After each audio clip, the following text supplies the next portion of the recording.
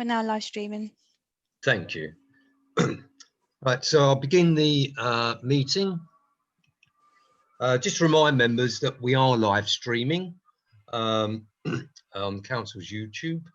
Also, please remember the general rules of etiquette and keep microphones muted, please, and indicate to the screen as usual. And you can also, to double that, pop in a little hands request on the chat box as well. And if I don't catch you because of this Zoom process, then one of the officers will and alert me to you, so that you can then speak and be unmuted, and unmute yourself, please.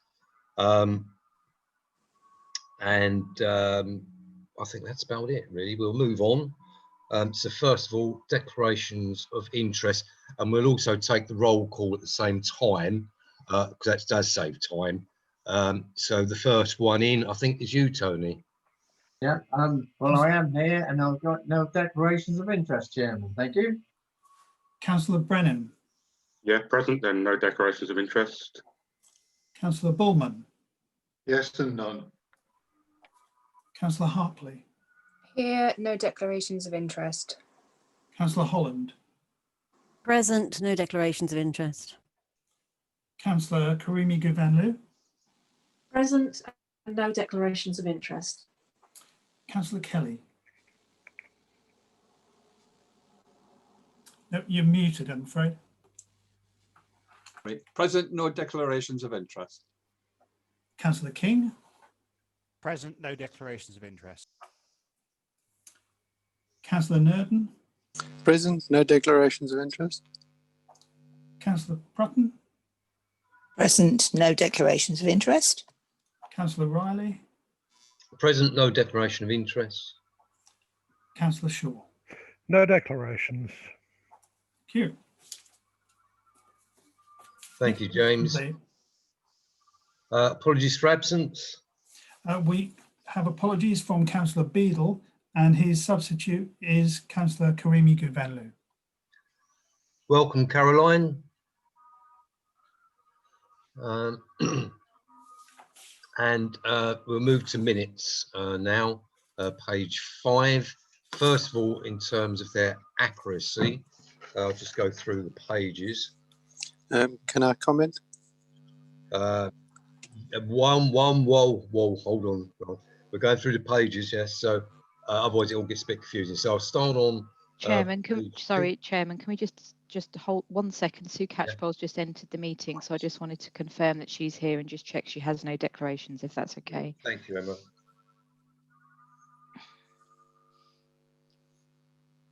Oh, good morning. Morning. Sue, can you just confirm your attendance and whether you've got any declarations of interest, please? Yes, I'm here and I don't have any declarations of interest. Lovely, thank you. Thanks, Emma. But yeah, if you just hold on, Rob, we'll go page by page. Yeah, it's in connection with page 5 accuracy. Yes, far away. Rob. Okay, last paragraph on that page, second line of that paragraph. There are 3 heads in that sentence, and it does not read correctly. He had noted in the report, had also drawn attention, so that needs to be corrected. Yes, thank you, Grant. Okay, and then I also have something on the next page when you get to it. Thanks. Okie dokie. I take it there's nothing else on page 5, so I'll move to 6. Far away, Grant. Thanks. In the where we talk about the 150,000 contribution could be funded from the 3rd tranche of COVID-19 emergency funding received from the central government, I thought it would be appropriate to put the actual amount that we received from government, the 173,000, I think it is. If it just would add to or would provide a bit of clarity on that. Yeah, yes, for clarity. We're talking about minute 154, are we, Grant? That's correct, yes. And the second paragraph, are we? The 3rd paragraph. 3rd paragraph. Okay. Yeah, the 150,000 contribution should be funded from the 3rd tranche. There's no mention of the fact that we received £173,000, and I thought that would give a little bit more clarity that we're spending virtually all of that money Okay, this is just in terms of accuracy for what was what actually happened at that meeting. So you can have Would a that be matter a minute? arising. Would that be a matter arising? You could have a matter arising on it. But Okay. I don't believe that the 175,000 was mentioned at the meeting. Yeah, you're correct, Chairman. It's matters arising, not accuracy of minutes. Correct. Okay, then we talk about the last paragraph on that page. In the light of the concerns raised by member, it was suggested, and I was just wondering whether it was a member or whether it was members. One moment, Grant.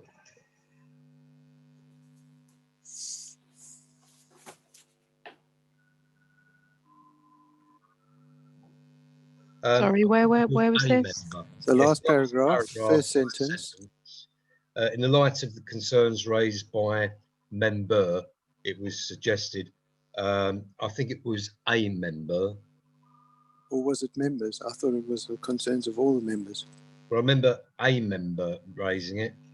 We could alter it to say either, actually, members. Yeah, members. I thought it was you that originally raised it, Grant. Yeah, but everybody agreed that the recommendation should be amended. So if we could put an S on the end of member, that's okay, officers.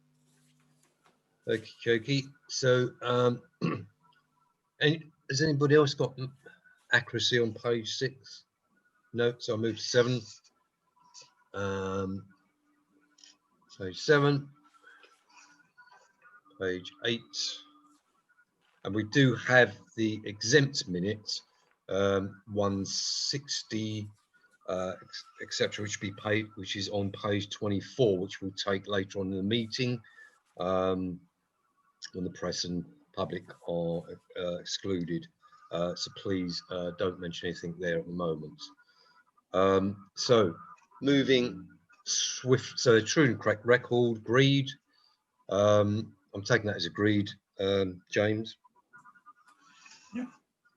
The matters arising, Grant, would you like to raise your matter arising now?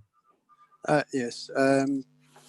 Again, page 6, item 154, the paragraph, which the third paragraph talks about the 150,000 contribution could be funded from the third tranche of COVID-19 emergency funding received from central government.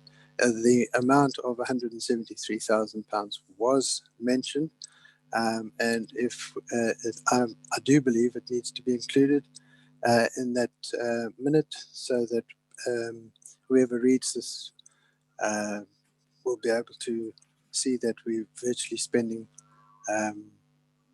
all of that money, well, virtually, to going into that fund.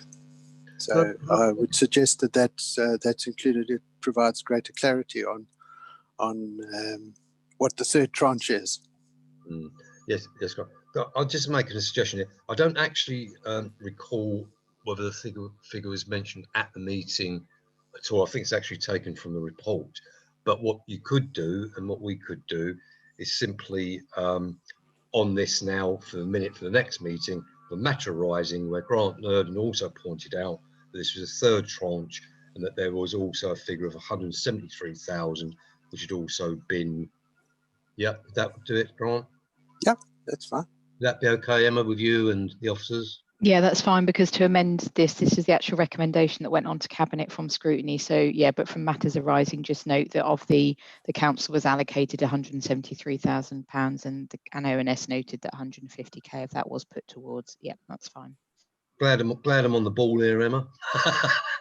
Thank you. Right, so any other matters arising? None coming in? Fine, thank you, committee. In relation to the cabinet decisions, I'd just like to take this opportunity here just to reflect back on the cabinet decisions, and I'll just actually turn to the minute just to help remind myself. As you know, we when I go to the cabinet and with the vice chair, don't just say, oh, 1 or 2 was recommended. Actually do flesh that out and support it verbally and give the reasoning why as well, in the hope that the cabinet, of course, understand that reasoning and then can move forward with its own position. So under COVID-19 response, the exact wording on our amendment there on page 6, which you will see, excuse me, under option 1, which we amended on condition that greater clarity be obtained regarding the budget allocation of the fund. Whilst that exact wording wasn't agreed, there was this debate within the cabinet of a similar ilk actually, and similar view was expressed there. And it's my understanding that that cabinet decision, they are seeking further clarification in their own way with their own wording, but they are doing so as far as I can recall. On the review of mandatory licensing for housing, as you know, we had a very, very good piece of scrutiny on this, I thought. We'd looked very closely at the wellbeing minutes as well, and at full cabinet, I did express a very full case in relation to where ONS was on it, which included, of course, the issue that we are a sovereign council, that we don't have to actually administer this in exactly the same way. Also, that to increase the fees is about £12 per person per room, and some of these people, you know, have difficulty feeding themselves in terms of what their finances are. So £12, it's likely it's going to get passed on by landlords, and does Broadland really, really need this money?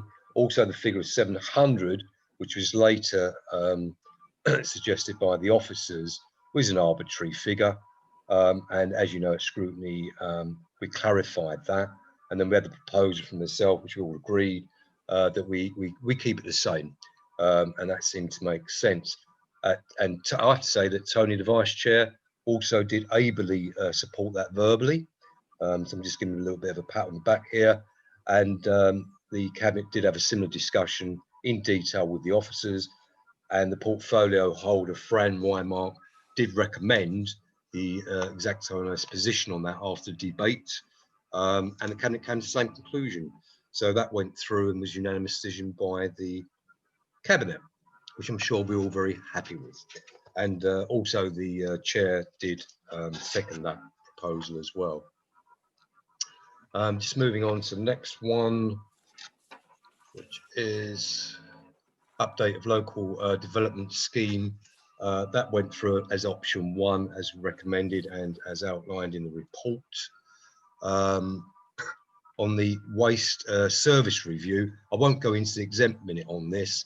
The only thing I will say, however, is that I could not give the overview and scrutiny reasoning for our recommendation, which was point 4 of that report, because I was stopped. And the reason for that is that the decision that the cabinet took was taken outside the exempt minutes. I therefore couldn't speak to the ONS position and amplify why ONS had come to its decision, and the cabinet made its decision without me being able to do so. And I'd just like to say that is inappropriate. We're here for a reason, and I do need to actually amplify why the ONS gives its positioning, and I believe that the cabinet should have taken that and heard that before making their decision. And I'm just stating that for the record. However, the cabinet at the end of the day did take the same position as ONS, so just reporting back on that. And the Food Innovation Centre will be taken, I'll come back on that in terms of the exempt minutes later on. I don't think I've missed any of the decisions there, have I, Emma? Nope, covered all of those off, Steve. Well done. Thank you very much. Right, moving on. Back to my agenda now. So yes, ONS, we've been quite successful at that cabinet meeting, and well done. That's an excellent bit of scrutiny on that other piece of work we did. So public, no announcements from me. Public speaking, James. There's no public speaking, Chairman. Thank you. So we'll move on now to Broadland District Council 7 years staff turnover. As you know, we've requested this. You've all had the report now. It's on page 11, and Emma is going to amplify for us. Fire away, please, Emma. Brilliant, thank you, Chairman. So as the Chairman has pointed out, this is some statistics. Oh, I can't put my teeth in. Some statistics that the Overview and Scrutiny Committee asked for is quite some time ago, I think. So what we've done here, as requested through the committee and then further extended by the Chairman, is given you the staff turnover figures for Broadland staff only, or those employed by Broadland District Council back to 2013, so you can have that that comparison there. So I'll take you through the headlines of the report. There's a bit of information that I didn't have time to get in the report, and I'll just update you on some latest work the Local Government Association have done over turnover, so I can give you a comparison to the national figure on that as well, because I think that'd be helpful to put it into context for you. And then obviously, as always, open for questions. So 3.1 covers that staff turnover percentage by financial year, which is based on the performance measures that you've had regularly reported through on your business plan. So back in 13-14, staff turnover was 5.6, increased to 10%, dropped slightly for a couple of years to 6%. And then for 17-18, 18-19 and 19-20 has been quite static at that 10% turnover. I think it's worth recognising that as an organisation, a healthy level of turnover is good. It brings in new people, new challenges, and it also importantly enables people to progress through their career. If they can't do that within the organisation, there's nothing more rewarding personally as a manager when your staff go on and get promotion and do better for themselves. So I think it's worth recognising that it is healthy to have that level of turnover. What we have always done historically and still to date is when staff leave the organisation, we hold exit interviews, or they're offered exit interviews. They can be with the line managers. If they're not comfortable for whatever reason to do it with the line manager, then Human Resources will pick up those exit interviews. And what you have before you in the table at 3.2 is the overarching reason for leaving. Obviously, I can't go into the detail of those and the reasons behind it because it's personal reasons, but we try to capture those so we can keep a flavour and make sure if there's anything that's happening that's having an impact on us, we can see what that is. So again, for all of those different reasons for leaving, through from personal health, childcare, career change and advancement, job satisfaction, relocation. Again, the results are quite stable. Nothing there has sort of peaked worryingly over those last few years. What I've just put in at paragraph 3.3 for you is some historic commentary. And this has been pulled from the performance reports that you would have received through the half-yearly business plan updates. So they're historic comments at 3.3, but hopefully give you a bit of context as to at that point in time, what were officers doing to try and look at turnover and if there are any issues therein. So that's the rest of the report. The last bit I just wanted to bring you up to date on, James very helpfully found for me the latest Local Government Association report on all things human resources, and they do a regular workforce survey, and the current across the country, the median average turnover rate is 13.4%.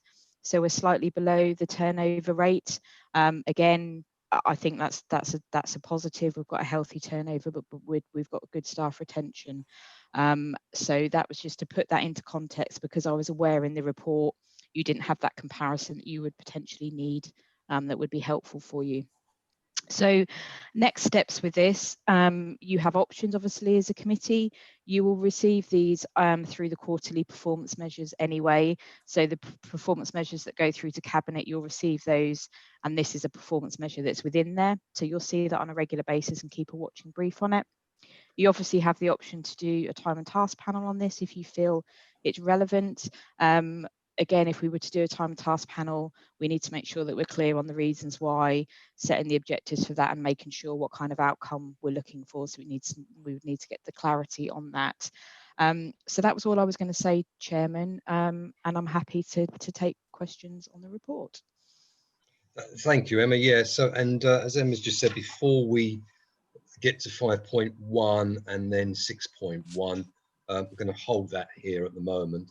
If so, I'll open it up for questions, etc. Anyone like to come in? Chairman Peter Bowman's raised his hand.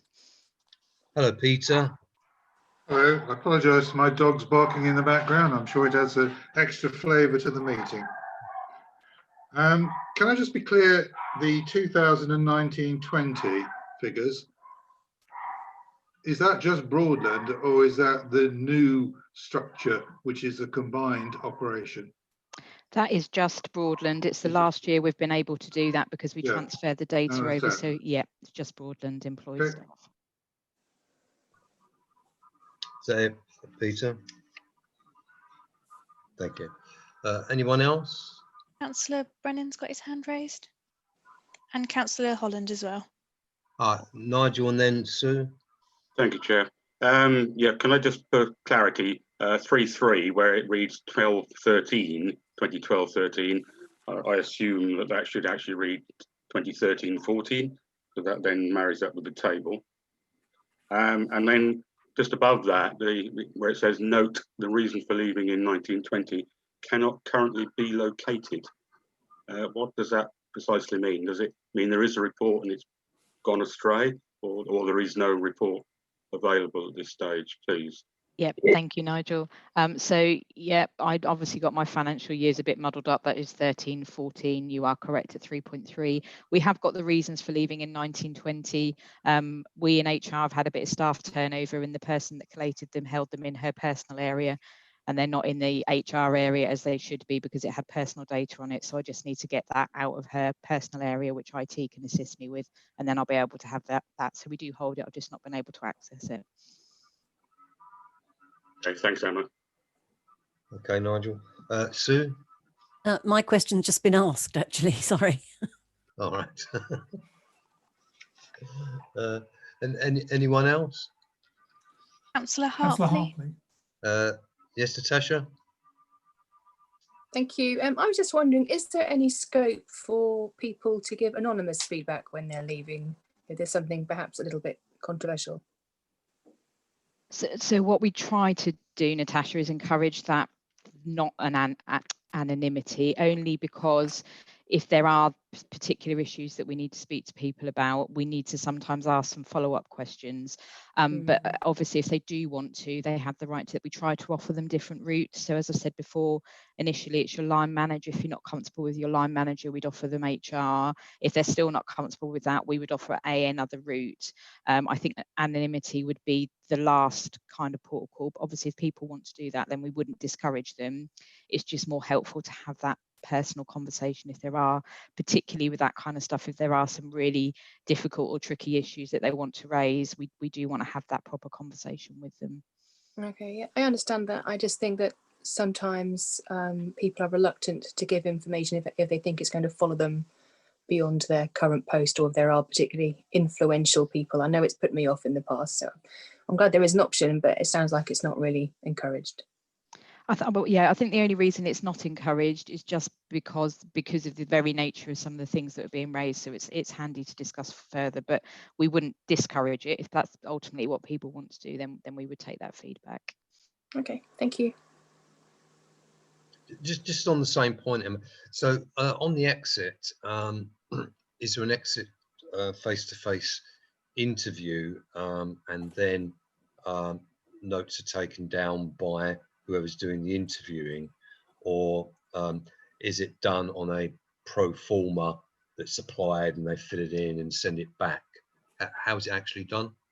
So we do have a pro forma as such, but not necessarily. It's just a template to guide managers through some of the questions that you would want to ask. But obviously, you know, whatever the employee wants to feedback, we would record on that. That's then held confidentially within HR, and we will review it, as I said, look at any common themes. But if there's specific instances and issues that need addressing by management, then we will address those, making sure the member of staff's comfortable with it. If they're not, then it will be done to protect their anonymity as much as we are able to. But if serious concerns are raised, we'd obviously need to address those. So that's done at a face-to-face. Yes, it is. Yeah, or over Zoom at the moment. But but face to face. Yeah. Okie dokie. And also, do you know how many staff refuse to actually give reasons? From my understanding from HR is that we've not had anyone refuse to date. Some of them would be, you know, it is just genuinely moving on, career promotion or personal reasons, but everyone that we've asked has been forthcoming with having an exit interview. I don't recall occasions where we've not had them. Okay, and just before I check on anybody else, when you're referring to the national figures, I couldn't quite hear it. Did you say median or medium? Oh, hold on. You know, as you know, there's quite a difference. Yeah, so the median average turnover rate of 13.4. I'm not quite sure they're measuring that on a median, but I don't know. What I will do, Chairman, is read through the report further, and I can obviously circulate around some more. I'm happy to share the report as well. Yeah, I appreciate that, because the reason is, I don't know if members are aware of this, but there's quite a difference between when you applied a median formula or a median formula, and been involved in a previous life with the minimum wage on this and helped to create it. I remember this was a fierce debate at the time with one Mr. Who we can't mention anymore, but in the past. So median and medium, it actually makes quite a bit of difference. But anyway, is there anyone else? Chairman, you have Councillor Nurden followed by Councillor Catchpole. Oh, right. Okay. Thank you, Emma. Yes, fire away, Grant, and then Susie. Thank you, Chairman. Yes, just looking through the reasons for leaving, I see there's a point there for unitary, and I was just wondering whether from the years 17, 18 onwards, whether there was provision made for giving a reason as being the collaboration project. That if that was to come up as a two things. The reason unitary is in there is because this is the reason for leaving is something that's collated nationally, and again enables that comparison. So I know it looks a bit weird to have unitary in here for us, but that's the reason behind that. Secondly, if collaboration came up as a reason, then we would add that to the table. If that came up as something and people were saying that was the reason, then that would get added too. But that hasn't come up as a reason to date. Okay, but what I'm asking is, was that when they had the exit interview, and they said, please, can you give a reason why you left? These are the options you've got: personal health or childcare. Was collaboration put on there as one of the reasons that they could? Okay, to clarify, we don't dictate to staff what the reason is. We collate it into this table for you. So we wouldn't say to staff, please tell me is your reason for leaving childcare, career, job satisfaction. It's a holistic conversation around the reasons for leaving, and the reasons for that are then collated into this table. Hence, if collaboration came up as a reason, that would be added to this table and recorded. So to just clarify then, the allocation of those figures to those particular categories is made by the officer who's doing the interview rather than the person who's leaving. No, but at the end of the interview, we will then confirm with them, this is the reason for our performance stats. This is the reason that would go in. Are you comfortable with that as a reason? So we make sure that they're comfortable that that's how that's classified. Right, Grant. Right, Sue Catchpole. Thank you, Chair. I wonder whether that median 13.4, I think it was, percent, really reflects Broadland. I mean, we're not known for living life in the fast lane here in Broadland, so I suspect that our average in all businesses would be less for staff turnover. When I joined the council 2 years ago, we were proud of our 6.5% staff turnover, which was very low. And obviously it has risen over the last 2 years since I've been councillor. And I don't think it's something that we here in Broadland would be proud of if it continued to rise. So I'd like to see some measures taken to try to ensure that it doesn't rise anymore. In fact, that it goes back down to the 6 or 7% that we were proud of 2 years ago. Yeah, Thank can I you. just clarify that was 3 years ago? It was 16-17 that we last had a 6% turnover. We've had 10% for the last 3 years since April 2017. Okey dokey. Is there anyone else? No. Okay. Do you know if Caroline got back in or not? I'm just trying to check. Yeah, she is back in, Chairman. All right, great. Okay. I'm here, Steve. All right. So, I'm just checking so I know who's where and what, you know, in terms of do we have votes or anything. Yeah, I think the issues here when you go through a report, Emma, and thanks for putting the report together, Emma, as well, are that the figures don't tell a whole story, do they? And there's a difference here. We have got 15, 16, 6.5. There was that sort of blip up 10 in 2015, 14, 15. Prior to that, 13, 14, 5, 6. Which I'm glad I actually asked that to be included, because straight away, if you saw the 10%, you go, oh, I wonder what it was before that. So there it is. They don't tell the whole story though, and I understand what you're saying, Emma. You know, sometimes staff need to move on because there isn't actually a way for them to move on within the current organisation. It's limited, that's great for people. You know, if they get a promotion elsewhere, etc.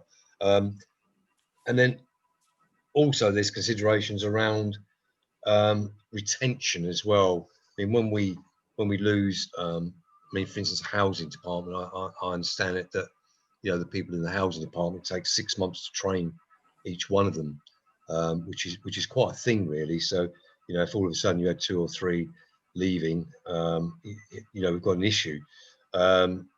So training, retention and training, all these matters, you know, are quite important, and the figures don't tell the whole story.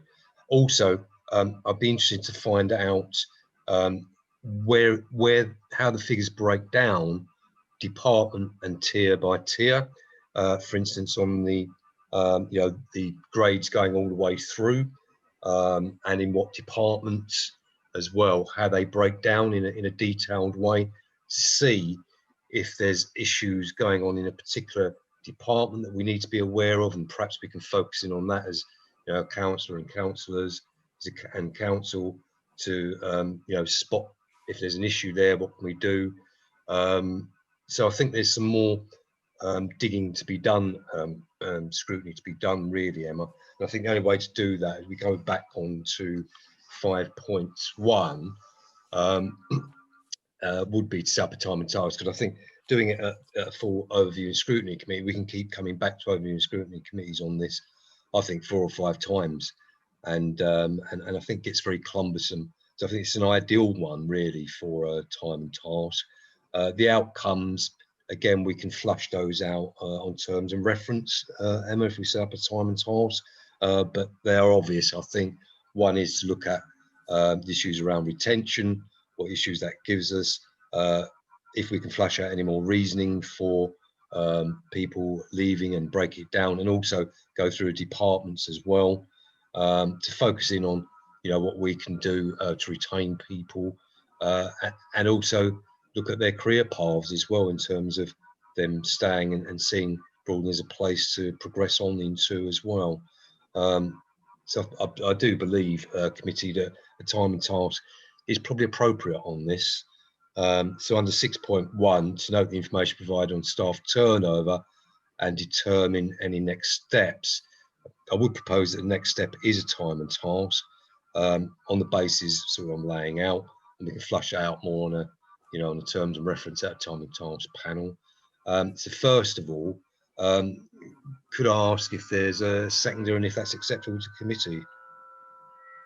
There's 2 things. Firstly, Chairman, I think you've got Councillor Holland, Adams, Karimi Guvanlu and Nurdin seconding that.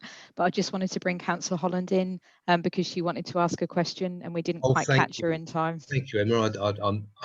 I do miss it on this. Oh, can't wait Thank to get you. back to the live meetings. Far Thank away. you. I know Chair was concentrating so hard, he entirely missed my waving at him. So, I yeah, don't sorry. see one, is it? As a matter of fact, he's actually said quite a lot of what I was going to say. There were some things, for example, that I wanted to point out, that it's quite hard to make any observations from this without actually having all the data. So we don't have 1920. The other thing I would be interested to know is at what stage in their employment with Broadland do people leave us? So for example, are we looking at people who've been with us a long time, or people who've only been with us, say, 6 months? You know, those sorts of things actually have an impact and potentially could relate to how they are experiencing working at Broadland. So some of those things I think are worth exploring in more detail, is what I was going to say. So in fact, I guess now I'm actually seconding Steve's motion, because I do think that or proposal, because I do think that this needs a bit more clear looking into, frankly. Thank you. Thank you, sir. Yeah, and the other thing is, all I see on my screen is 3 boxes, so I'm not actually seeing you. So I'm relying upon other means, you know. Right. So, and sorry, Emma, you did say again. I'm trying to find them here on the chat box. There was also who else? No, that's Chairman. That was just indicating who was seconding your motion. Although Caroline has still got her hand up, so I suggest we just pop to Caroline. Right. Thank you, Caroline. Thank you. I just wondered if we could have a bit more clarification on the reason for leaving for 1819 on personal and health. There's quite a big increase in the 1819 year, and to me, personal reasons are completely separate to health reasons. I mean, health would be like stress or something like that. It'd be interesting to know how many had actual health reasons rather than just personal reasons for leaving. Thank you. Emma, I don't know if you've got that information, or if not, we do set up a time and task, that would come back through that, wouldn't it? Yeah, I haven't got it to hand. We do just need to be mindful we're dealing with personal data, so I have got to be careful with what I do and don't share, which was part of the reason for personal and health being put together, because we do need to be mindful of that. And when we're talking about so few numbers of staff, we could be in danger of potentially knowing who we're talking about. But I can do a bit more digging ahead of the time and task, Chairman. Thank you, Emma. And I think also that's another reason which was foremost in my mind as well, about the time and task on this as well, because you know, you're in a much more kind of sensitive situation within a time and task as well, I think. Yeah, I'll put that to the committee now. It's been seconded. Do we agree? First of all, I'll ask. Yeah, I'll put that to the vote. Does everybody agree? Can we have a show of hands if That's people what I'm trying agree? to. Yeah, show of hands. Yeah, everyone Looks to has be agreed with that, unanimous, yes. Chairman. Okay, and again, just being democratic about. Oh, you did see everybody's go up, James, did you? I did. Oh, brilliant! Right, I did. okay. Thank you. I was just being ultra democratic. I was going to say any, you know, any extensions, but fine. Thank you. Okay, so just in terms of setting it up, I'm going to put myself forward as chair. Always do on time and task panels. I believe it's due to the chair to be on time and task panels. Did going back to 2013-14, and I'll open it up for members to put themselves forward, I guess. I think on this one, you know, we could go to 5, 6, possibly even 7, bit top heavy, but I think that'd probably make up a very good time and task panel.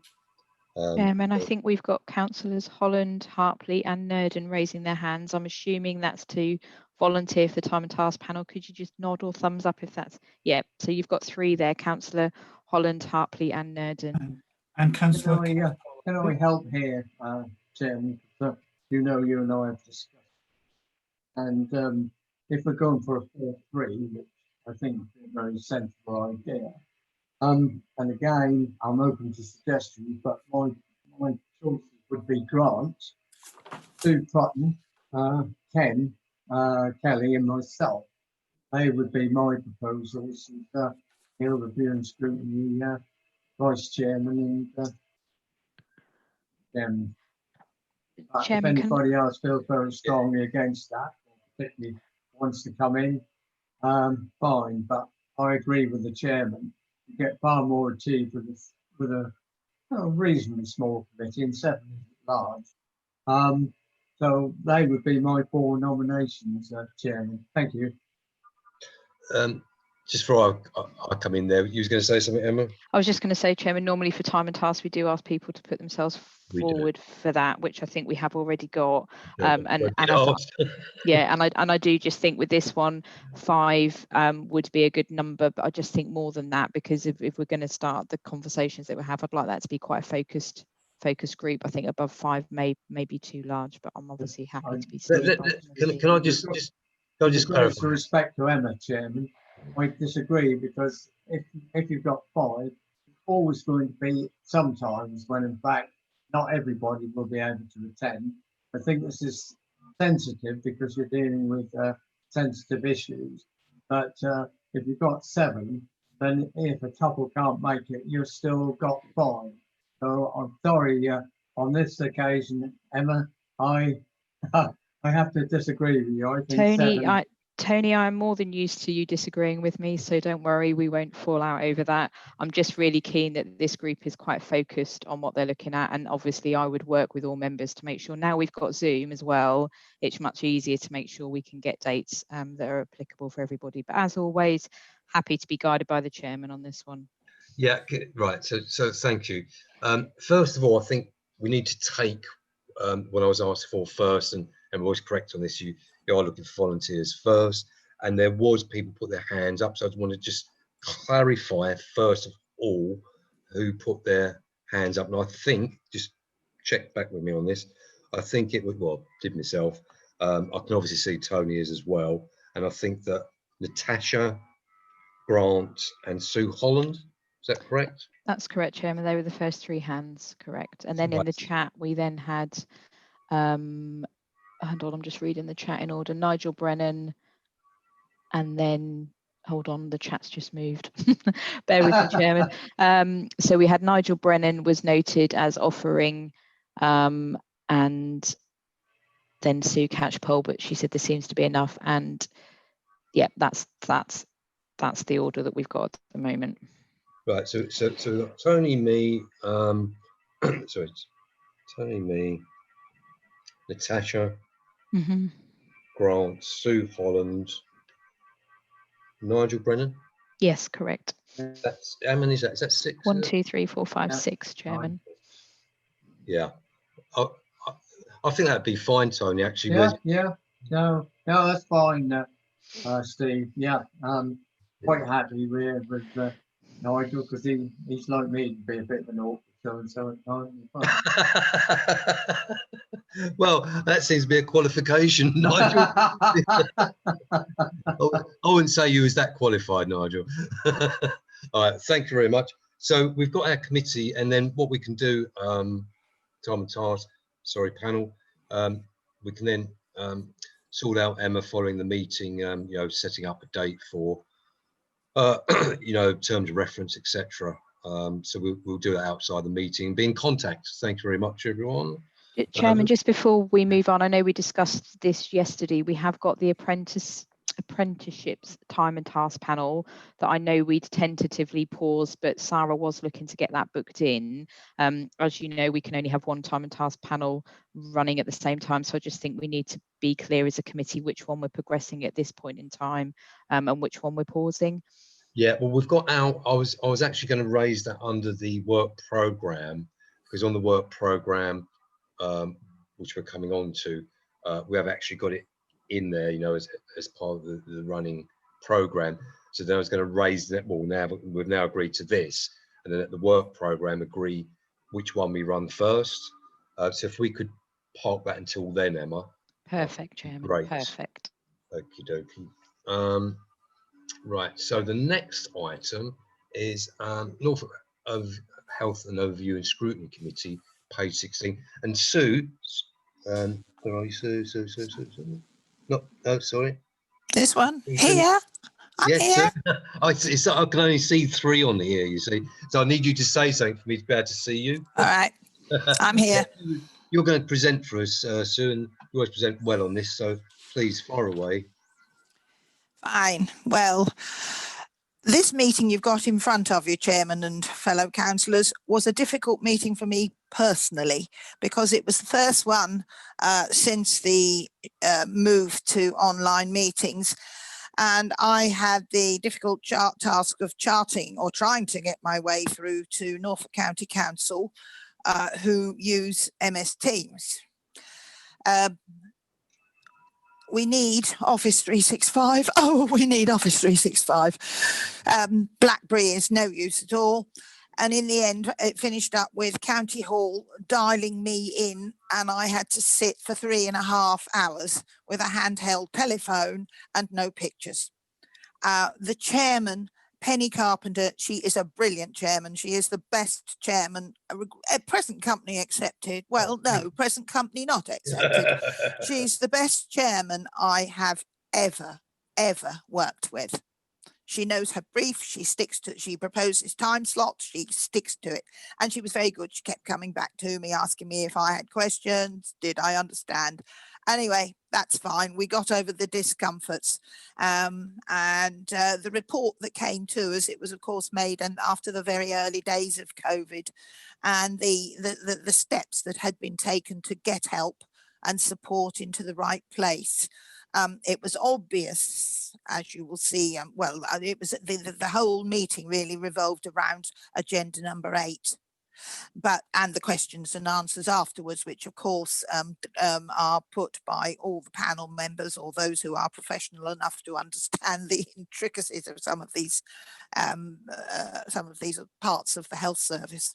And the questions and answers about revealed so much about the organisation and the reorganisation that had taken place in the 2 or 3 months prior to production of the report, and which had achieved so much and on such a remarkable scale and so quickly.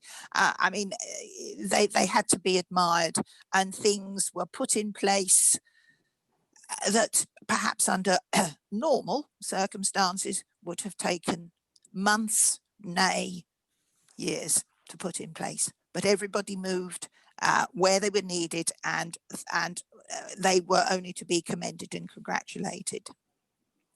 That really was the whole of the July meeting. But since then, I had another meeting last week, which I've yet to report on officially. But I will just say that the access issue was resolved thanks to Broadland and to South Norfolk working together with the IT teams, and the access is now sorted, but still roll on Office 365. Reports on overall progress or sometimes shortfall therein were discussed on mental health issues, NHS, dentistry, and palliative and end-of-life care. That was discussed last week, and I will obviously report fuller later. Next month's meeting, just to give you advance warning, 8th of October, we're going to be discussing ambulance response and turnaround times, cancer services, the screening and the treatment of this condition in the light of COVID, childhood immunisations in the light of COVID, and out of hours GP services winter 2020. So that's my programme for next month. If there's anything that you might think I want to try to bring up, and I do say try, because the questions are mainly put by professional people anyway, who are doctor this or doctor that, and they understand I am doing my best, but I'm not a professional health service person, but an enthusiastic supporter. Is there anything I can answer now? Thank you, Sue. Yes, sorry, has anybody got any questions for Sue? That's what I like to hear. Silence. Okay, so I do my best. Yeah. You said you just had the you just had the meeting in July, was it? Well, this report was July, but we had another one last week. Last week. And then the next one is the 8th of October. So we're meeting almost monthly at the moment to catch up. Outstanding reports that were due during the time when we weren't meeting because of COVID. Right. Yeah. So the one you've just recently had, you'd be able to flesh that out a bit more at our next ONS. Indeed so. Brilliant. Thank you. So, okie dokie. So if there's no one else, we'll move on and look forward to your next report, Sue. Thank you. So overview and scrutiny work, committee work programme, page 9. No. Yep, page 19. Why have I got? Oh yeah, sorry, I've got the page right. Yeah, got it now. Yes, page 19. So we're on the first page. Committee. So I'll open this up. If we can go through what item by item, Sarah. Yeah, we can do. Yeah, I'm just happy to answer any questions, or if I want to ask you in committee any questions. Okay. I mean, the main one on page 19, obviously, is the staff turnover, which you've received today. And we'll amend that to show that you're setting up a time and task limited panel. Yes. And then that will also just review that when we get to the other time and task limited panel. Over the page. I've got a comment on that page. Do you want to Sorry, take comments as we go through? Yes, please. Just the on hold due to COVID-19, asking town and parish councils to submit topics. I'm wondering whether due to COVID-19 it might be a good idea to ask them to submit topics because they might be relevant, and there's a lot of change going on, local change going on at the moment, with various things that have been set up, and they may want to have their say on those. So I'm just wondering whether we shouldn't ask town and parish councils whether they would like to submit topics rather than put that on hold or keep that on hold. Just a thought. I think Emma need to answer that one as well. And I say also, Councillor Brennan, is your comment on this point? Yes. Yes. Okay, Councillor Brennan. Yeah, I'd just like to agree with Sue, and all the parish councils are functioning as normal, albeit using Zoom. Actually, one last night where they had a hybrid, but however, all the parish councils are functioning. So I think, as Sue says, we should be out there now asking the question rather than using this as a reason not to ask the questions. Thank you. Chairman, can I just come back on that? Yes. Yeah, part of the reason for putting it on hold was due to our council's response to COVID. A lot of my staff in DEM services, Sarah being one of them, was redeployed to other functions over COVID. So I didn't have the staff available to be able to just simply coordinate the responses that we would get from town and parish councils. Obviously now we're coming into a bit more business as usual, hopefully. Hopefully the second wave won't impact us in the way that the first wave did, so we can look to write out to them now and ask them for any comments. I'm happy to do that. Yeah, could you also say on this, Emma, as well? Because this one is actually it's general, isn't it? It's about general issues. You know, there might be issues that that they want us to take up. Not specifically related to COVID. No, it's wide. It's that usual correspondence that we have with them in terms of is there anything that's come across their radar. Yeah. And we've raised this before because usually there's a letter that goes out that that I sign, from the chair inviting. But I was also thinking, Emma, as well. You know, our Broadland News. We did discuss this actually previously some time ago. Then Broadland News, it might be helpful to have say a half a page or a page in there from me as chair, also saying, look, what we do, and this is open for people to also send through to ONS, so you're getting a double sort of bite on the publicity around trying to raise that profile around ONS, but also asking people, also making it clear that people can also send through to the council topics as well. Yeah, I think we've just missed the boat on the next edition of Broadland News, but I think that there's going to be another one. I think another one before Christmas, so we could time it with that. Do you want me to have a look at the timing in terms of if we can do the two at the same time, the email and Broadland News at the same time? That would be very Yeah. good to time both up. Yeah. Yeah, leave it with me. Somebody in comms could, you know, help with a newsworthy sort of draft around that with myself, couldn't they? I mean, so could we agree that committee? Yes. Could I just make a point, Chair? Yeah. I totally agree with that. I think it's a really good time to put out a bit more explanation about scrutiny, because there's more about it in the national media with regard to the national government and what's going on. So as far as what is scrutiny and an explanation of what it is, what it does is a really good idea round about now. So I totally support that. Thanks, Sue. Okie dokie. So we've agreed that and now to progress that item then, and plus also use Broadland News. So I'll move on. Next page. Oh, sorry, I think Sue Prutton had a question on that page.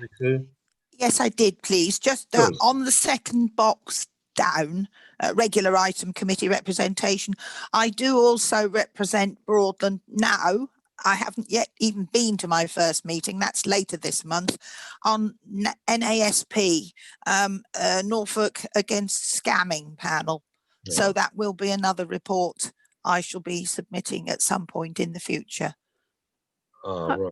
Can I just clarify, because those three in that box relate to items which really relate to scrutiny, whereas I believe general outside body reports go to council.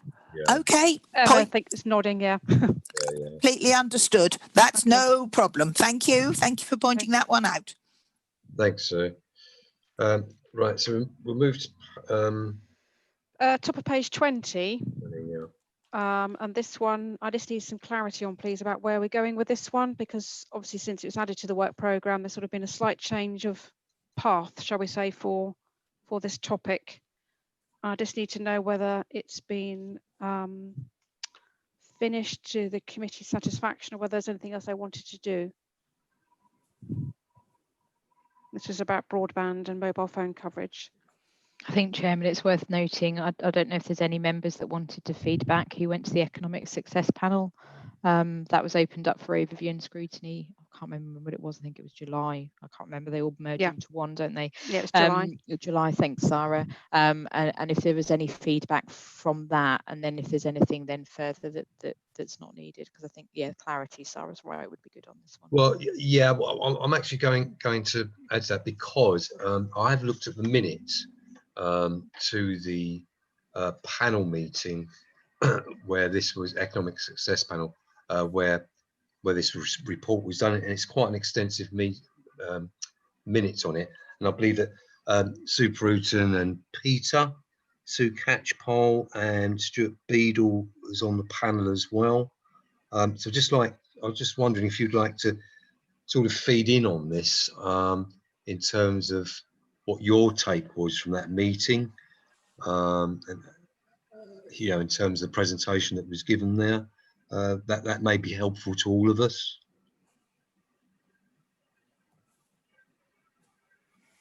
No. Anyone? No. Any takers? No. Doesn't seem to be many takers. I really can't remember the detail, but I think there's some funding that's being applied for to help extend the broadband coverage.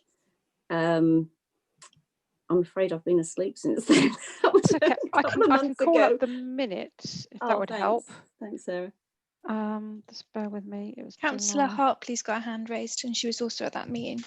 Thank you, Natasha. I seem to correct you is there as well. Could you, would you like to feed in? Yeah, my memory is pretty rubbish, so I'm going to be a bit loose on the details here, but I do remember all of the stats were raised about uptake and quality within the area. I think the most interesting one for me was that although something like 98% of Broadland does have the minimum speed required, 7 out of 10 households could have what is regarded as a good connection, but they don't. So I do think that needs looking into. why they don't have that. I could be slightly off there with the figures, but I do seem to have that figure in mind. And the other thing was that some of us wanted to push for this action to be taken regarding that low uptake and upgrading now, but others wanted to delay it because although there is a current initiative that could see this happen, there is a plan further down the line with government. I can't remember the word, but when they make it cheaper for you, subsidized. That's the word. Yes, I haven't had enough coffee today. But yes, there is a new, I think it's autumn time, there's a new scheme launching, which Broadland want to go down that route, I believe. So they're the key points for me that I can remember. It's, you know. Is that the gigabit voucher scheme? Yes, that's the one. Yes. Thank you. Yeah, so they're the key points that, you know, I wanted to push just to get on it now, because I think it's really important, especially with what we've all been through with home learning from school. You know, we can't keep delaying things. We've got to get on with it now. But this new scheme is coming out and most people wanted to wait for this new scheme. But I still think it needs looking into as to why 7 out of 10, I believe, could have a better connection. It's there in their area, but they don't. So why are they not? Yes, and you've got this figure. I'll just come in on this for anybody else. You've got this figure as well of what is considered acceptable broadband of 15. Just look at the minute now. 15 megabytes, I think. Mega something. But you know, words like that, it doesn't mean much to most people, does it? You know, it is the bare minimum, pretty much. Megabytes per second, Jim. Oh. Yeah, mega something. You've got this now with and I know this is happening elsewhere as well. You know, we've got fiber to a cabinet somewhere, but then you've got cables coming into the house, copper cables. So mine goes right the way down sometimes to 3 or 4, which is completely useless for Zoom or other things. I'm on top of my hub right now. And there's certain other business things I have to do, and I have to actually go into an office in Norwich to do them. So this figure that's in there where it talks about 2% not being covered by broadband may not actually be a real accurate picture, as you're saying, Natasha, in terms of how functional is the rest of it. And it's that I believe we still need to drill into, Sarah and Emma. Because when you look at the minutes, it struck me that that wasn't really kind of being, there wasn't really any detail coming back out of the presenter on this. And I therefore really do believe, looking at the minute and hearing what Natasha's saying as well, we do need still to keep it on the work programme. And I would like to you know, see us do what we've said on here, which is where are we? So it's really about not the sort of 2% that has no cover. It's more about the satisfactory cover for perhaps poor service. So it's not a case of no service. It's actually the poor service. Is what we've got out there actually up to that standard, and do they know that it's not, and how can that be measured?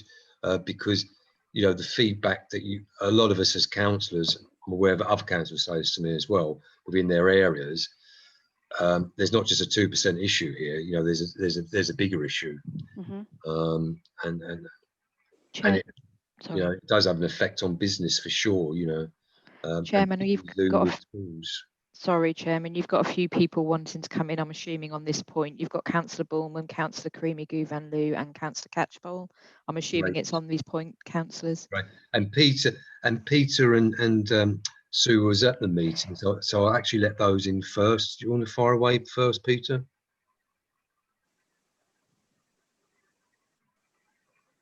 Did you unmute? Unmute. Councillor Bullman. Unmute. Is that okay now? Okay, so I thought I had. My recollection is that of those people who didn't take up the opportunity to have broadband a bigger, better broadband, simply chose to not to do that, presumably on the basis of cost. I think what you have to recall is our needs are probably quite different from the vast majority of population, and we don't need, sorry, many people don't need a higher speed than 15 megabytes per second. It's perfectly adequate for most purposes. It depends if you want to do anything very sophisticated. I'm in the fortunate position of being able to have next week, I hope, 100 megabytes per second, but I'm sure it won't change my life to any great extent. I'm quite happy to get by on sort of 12, 15, but it depends. It's individual. I've got 300. Oh, good for you. What are you doing with it all? A lot of it's music, radio and stuff. Oh, well, there you go then. You obviously have specialist needs. Okie dokie.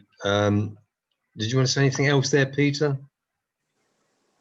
No, I'm quite happy to have a further look at this to establish whether or not people want to take it up or don't want to take it up, and they don't want to take it up because they don't want increased costs, or they don't actually have the need for any excess and extra speed.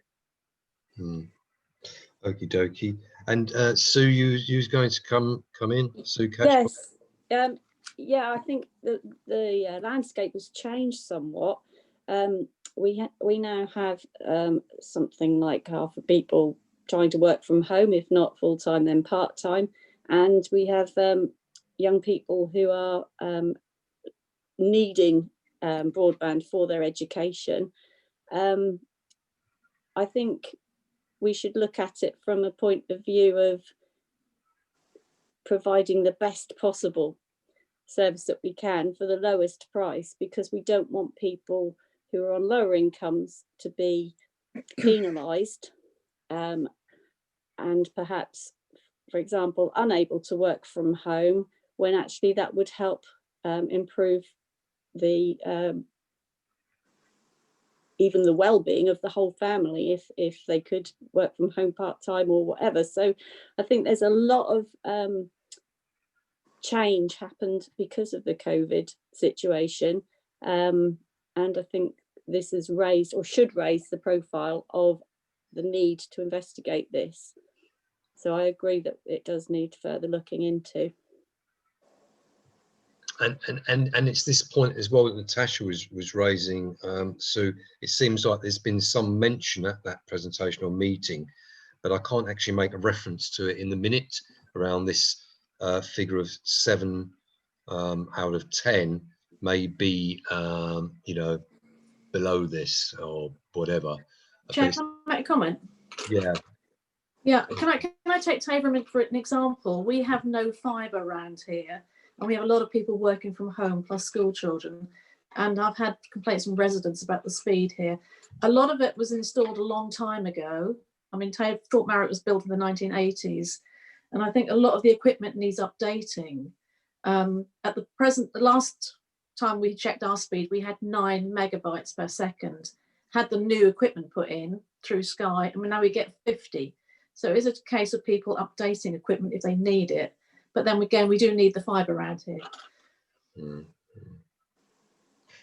Okie dokie. So right, okay. So this is. Can I just ask one technical question here? On Sky, I'm taking it that this is just the service provider, but it's still coming through the same cable. Yes. Yeah. Yeah. Okay. Chairman, may I ask a couple of questions on this work item? Absolutely, Emma, far away. Thank you very much. Thank you very much. I'm going to do a bit of scrutiny back to you. I'm going to get a bit of revenge, and then you'll probably realise that you're far better at it than I am. I can feel it coming, Emma. You feel it coming. Yeah. Okay, so a couple of questions. Sort of, I completely agree. You know, we have got people that haven't got the right level of broadband, and some people have to pay a lot to have that. And we need to do all we can to support that. I wholeheartedly agree. I think part of it is recognising our role within that, county's role within that, BT as a provider's role within that, Openreach's role within that. It's quite wide. So my question back to you as a committee is, how are you going to do this next bit? Who are you going to have in to question? I just want to make sure that we're using the best use of your time as a committee. And it's just thinking through how can we achieve that. I'm not saying don't progress it. What I'm saying is let's make sure we're getting the right people in the room, and I'm not quite sure whether Openreach would agree to an invite to coming into overview and scrutiny. But that's just my challenge back, Chairman, is how do we progress this next bit? Yeah, and I thank you for that, Emma, because that's exactly where I was actually just about myself thinking we need to define who here, because we'll end up going around in circles. I'm just going back to that minute again, Sarah as well, and also to the panel members. Who is presenting here at the panel? Oh, it's Karen O'Kane. Karen O'Kane from Better Broadband for Norfolk. Yeah. Okay, so would it be worth us just inviting her in? And the reason I know she's come to the panel meeting, but then again we are scrutiny. So now what we've got is we've got this minute, we've got what happened there, points that Natasha's made as well, for her to come into scrutiny, for us to then be able to sort of flush out a bit more from the minute, from the panel, and the comments from members that was on the panel, which is what we're supposed to be doing, and take it in that kind of direction, Emma. Yeah, that makes sense, Chairman. I think yeah, it would just, because from Karen's viewpoint, she'll think that I've already come in and done that, so we just need to be clear with her. Probably if you as Chairman can liaise to make it clear the reasons for her coming in and what we're looking to achieve through that, I think that would be helpful. And I'm actually raising a very old point here. I don't want anybody to come back on it, but this is exactly where I would have worked before with the research officer. So on the point I've just raised now, the research officer would have then just worked with me, defined that, got it down in some paper form, and then liaised with that person, and it was really helpful.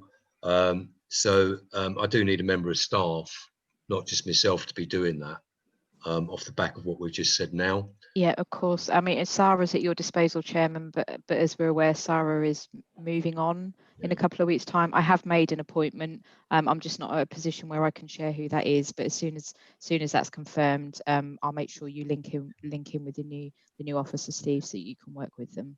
Okie doke. And if we could have an accurate form of words around what we've just clarified, Sarah, you and me, for the committee, that would then help that officer as well. Yeah. So yeah, it's important to be clear on what, if we do invite Karen back in, what it is we want her to do. So it's not going to obviously be a rerun of what she did at ESP. It's picking up some of the points. Yeah. Exactly. So are we clear exactly why we're getting her in and what our expectations are? And obviously, as like Emma said, we need to be realistic. If it's about, infrastructure, then, or the companies, as a committee, our influence is going to be quite limited. Could I make a suggestion? The key issue seems to be why people don't take up the offer of better broadband if it's available. Maybe that should be the key thrust of her presentation. But would she be able to answer that? Well, I don't know, but that's the only thing that we seem to be concerned about. It seems that better broadband is available for a number of people, large number of people, but they're not taking advantage of it. We're speculating as to the reason for that. Maybe it's the cost, maybe it's the lack of interest. We simply don't know. But unless we're actually going to get anything meaningful to discuss, we need to have a better understanding of what the reasons are for the lack of uptake. Otherwise, we're just thrashing around in the dark. So the point we actually, sorry, did just clarify this just now, and Peter's adding in now, another question. So these are the sort of, you end up with sort of 4 or 5 points coming out of the panel meeting. Peter's just raised another one now out of that discussion today. The points that Natasha's raised around this 7. What is that? That 7 or 10 may not be. What is that? For then her to then, come back to us on, and normally, as I said in the past, that had been a research officer liaising with her as well to make that clear, and then with the chair as well for us. So it's a bit more awkward now. I mean, there's no two ways about it, but I understand what Emma's saying. There's another officer coming in a couple of weeks' time. We just need to make sure, you know, we've done the best we can for her coming in and raising these further points off of scrutiny from the panel, and also, you know, the comments from the members that are here today from the panel as well. Yeah, And we'll have that sorry, I was going to say, we'll have that continuity, Steve, in terms of myself and you being in this meeting as well. And obviously, this is on YouTube to watch back, so that will help us as well. I do think that Councillor King and Councillor Shaw, I believe, was it on this point, councillors, that you wanted to raise a comment?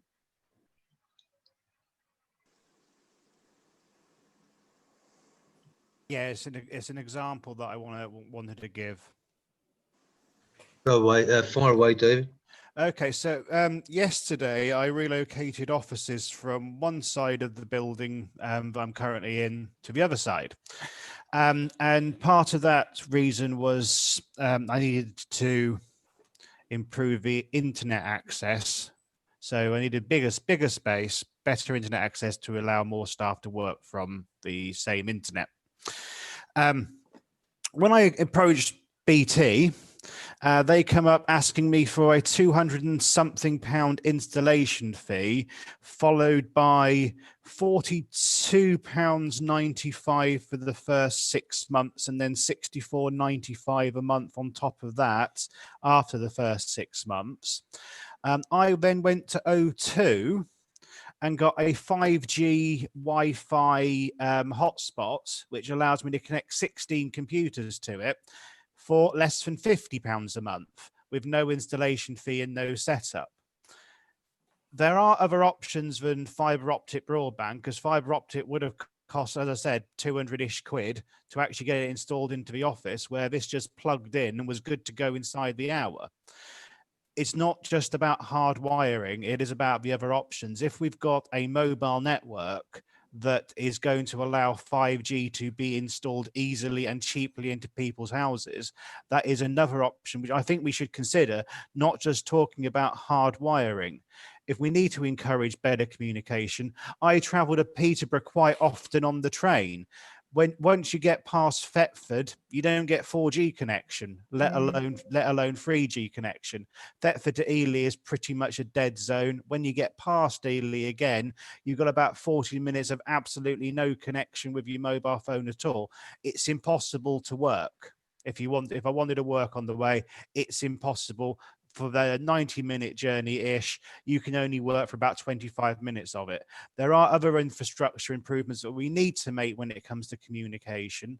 And if we are going to encourage people to work on trains, we need to have the train stock that's going to allow that. And if anybody has travelled from Peterborough or Norwich to Peterborough or the other way around, the train stock is atrocious and it doesn't have Wi-Fi. It's older than me. I'm 37 years old. And the Wi-Fi of the computer, the stock is about the same age I am. It is quite ridiculous, and we need to think of other steps rather than just installing cabling under the ground. So I really do think we should look at other options, not just hardwire. Thank you, David. Nigel, was it on the same point? Nigel Shaw?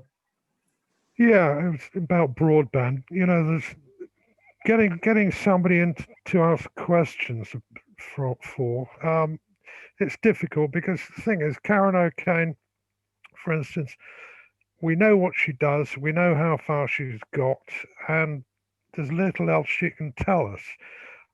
She can say, yes, we want to do this and we want to do that, but she's being held up by the whole process, quite honestly. And when it comes to BT and any other operators, they'll only come in if they know they're going to be able to answer the questions easily. If they think they're going to be difficult questions, they won't bother to come in. They'll just turn us down flat. When it comes to the actual speed of broadband, you consider the rest of Europe compared to Britain, we lag behind so far. It's absolutely ridiculous. I've got, as I mentioned earlier, a Russian girlfriend coming over. She gets 100 megabytes per second way out in the middle of nowhere. It's ridiculous. You know, so if they can do it, why the heck can't we? It's more how can I say it?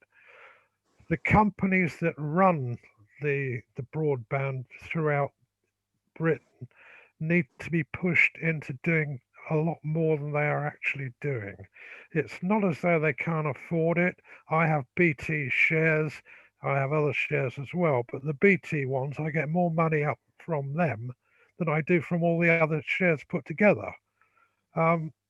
You know, it's money going into other people's pockets and not into investment in the actual system. Um, I find the whole thing very, very frustrating, quite honestly. I'm with Virgin, and as I said, I get 300 megabits per second. Virgin are good, they're very helpful, and they're a heck of a lot cheaper than BT and more reliable as well. Um, when it comes to reliability, that is one of the major problems with BT and OpenReach. They've been going for years. They put in things, faults happen, they don't repair them straight away.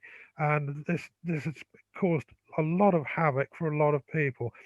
You remember Brian, who was the councillor for Acle some years ago? He's county councillor as well. He lives out in Acle, and he had about, I think, 1 megabit per second, and he was paying BT for 50, and they couldn't fix it. It took over a year to fix. It was absolutely ridiculous. Nigel, could I just? I'm sorry, Nigel. Could I just? I'm going to have to stop you because we do need to move it. And I recognise, you know, and sympathise with a lot of the points you're saying, Nigel, and you are correct. You know, but I have to say, your 300. You are pixelating badly there, Nigel. I don't know how your 300's producing it, but your screen's really pixelating badly. But unless you've actually got, have you got a proposal now, Nigel? Because I've picked up on your points, but do think we need to move on a bit. Is that okay? Not an actual proposal, but it's just to give you ideas there. Yes, okie dokie. No, I do appreciate that, Nigel. I will move on though, because we are falling behind now. If that's okay, Nigel. Thank you. Right, so we know where we're going with this, I think. Yeah, sorry, Chairman, just on that item, I just want to look at scheduling, because obviously we need to put dates to these items, and looking at your meeting dates. I mean, your next one is the 17th of November. Depending on what happens with some of the other items, that agenda might start to be getting full. And then you've got January and March meeting dates. It's just what timescale would we like to put on the broadband item? Well, we need to know what you mean, Sarah, by you know, the agenda could be getting full. Well, it's just if we just carry on then. So if we look at that rest of that page, you've got 4 items on there. Yeah. The water item is sort of pending, that sort of needs progressing. We've also got the housing items, which I see Mike Perthouse is here.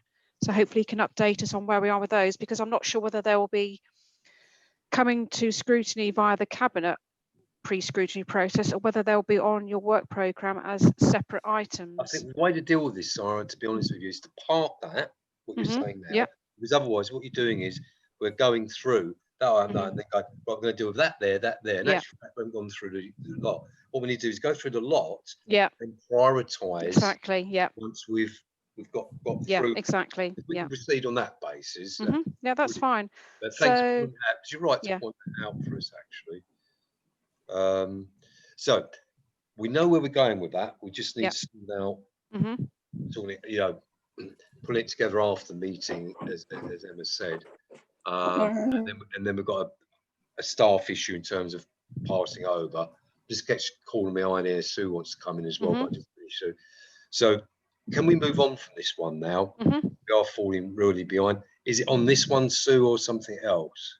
Thank you, Chair. Yeah, just a quick comment that seeing as people need internet to be able to claim universal credit, and there's going to be a lot more redundancies coming up, I really think this should be something that we look at sooner rather than later. Right. Thank you.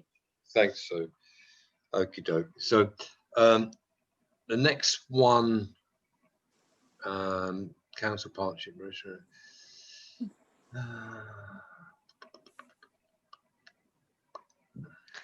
Yeah, I mean, I think those two were standard items that Yeah, were just carried forward, so I don't really know too much about those. Yeah, seem to be. those ones we dealt with before in terms of Mhm. you identify your partners, partnerships, and we just keep that on at the moment because, Mhm. as you say, we've got others down there, so we'll Mm. come back onto this one. But what we normally do is identify what are partnerships. Some people get confused around that, and Mhm. then we also set up panels to to look at our relationship. Are they working? Are they still a partner? Are they not still a partner? And so we just keep that on as a standard item. Mhm. Nothing to be done at the moment because we have got other things Yeah. now prioritising around it. And then we've got community safety intervention lead, community safety partnership. Let's make recommendation. So this is specific, isn't it? This. Mhm. Yeah. So that's a partnership, but for some reason that one is pulled out separately. Yeah. Norfolk County Community Safety Partnership. And again, I don't know if that's a good time with officers are perhaps being working on other projects because of COVID. It might not be a good time to look at that one. Okay, so we'll leave that on now and then come. Yeah, I'll just put that one on hold. Yeah. Now the water one, we did discuss this at length at a previous meeting. Yeah. Yeah, and also in terms of there was a point here that myself, Tony, Councillor Adams, and Kelly, we were going to have a scoping review of draft appropriate question. Councillor Copleston is Council's rep on Water Resources England. Yeah. And referred members to it. I'm aware of an email from Joe indicating, just trying to find it now. This might help the committee actually, and all of us. Was this about the membership of that body? Yeah, and she. Yeah. Have you Through got the it? Broads, yeah. So she is one of the council's representative on the Broads Internal Drainage Board, and through that appointment, I think she also now sits on this Water Resources East. So she is. And at the bottom of the email, Yeah. she states, I'll get it up. Yeah, it's just, is this the one I forwarded to you? Yeah. Yeah, it talks about the strategic forward plans for water in Norfolk and Broadland. Yeah. So it's just really said that one is sort of again put on hold because I wasn't sure whether. Yeah, but it's the inference in her email. Could you just read her email out, please? Sorry, save me looking it up. It's so bit of Yeah, time. sure. Just bear with me. Came in last night. Yep. So I've been appointed to sit on WRE as a board member of the Broads IDB, but I think it is very useful to understand the strategic forward plans for water in Norfolk and Broadland. Exactly. Yeah. So what she's actually saying there is, and the reference is, we've got this on our work program. Joe's aware of that. And then there's this reference here to her being on it. So she's saying she feels it's important that we understand it. So this one is really an overview. That's the way I'm seeing this. It's a bit of an overview. From the overview, there may be something coming out of this. So again, I think we just need to book myself, Ken, and Councillor Adams in to just work out what we want to do with that in terms of questions, etc. Okay. And the three of us just get on and do that with whoever the officer resource is. So that would take care of that one. Yeah. And then the next 1, 2, 3, I think perhaps it might be helpful at this stage to have an update from the Assistant Director on where we're going with these 3 items. Yeah, I appreciate that. As you know, I think that this would be very helpful because we have got this working group committee that's been going in relation to some review. I understand there's been a consultant involved with that as well, and this did pop up another ONS meeting off the back of our work program. So I think any clarity that the officer can give on this may prove to be helpful, because I'm not getting the clarity from anywhere else, if I'm being honest about this. So sorry, who is with us? Is it Mike? Mike Pursehouse is indicated. Brilliant.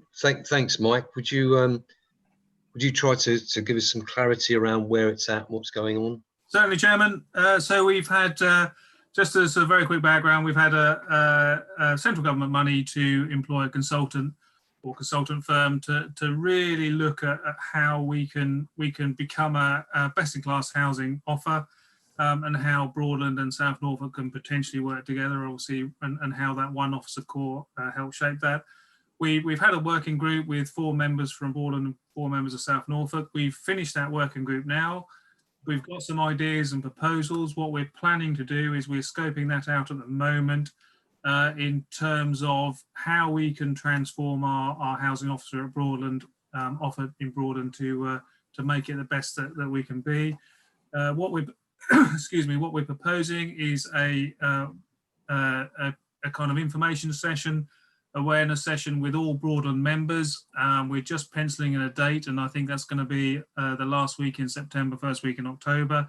A chance to really give all members the chance to have a look at what we've reviewed and give a chance to feedback any comments and kind of get the conversation out in the open. And so everyone's really clear about what we found, what the learning is, and what the potential future might look like.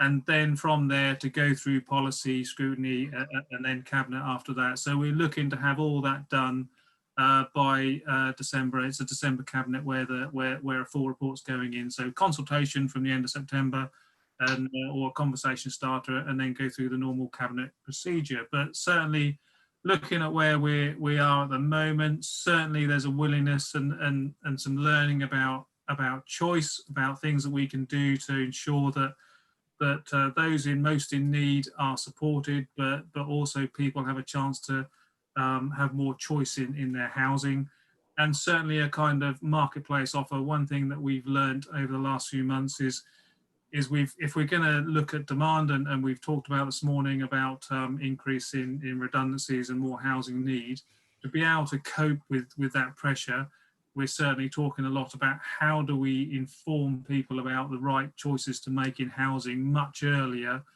long before they actually in a muddle. So that's something that we'll be able to pick up at that member working group, Chairman. Thank you. Just for let anybody else in, can I just ask a point of clarity? So the working group you say concluded, when was its last meeting? Right. Oh, now you're going to test me. It was the last week. It's the week before I went away. So it is, I think it was the second week in August or the third week in August. Thank you. I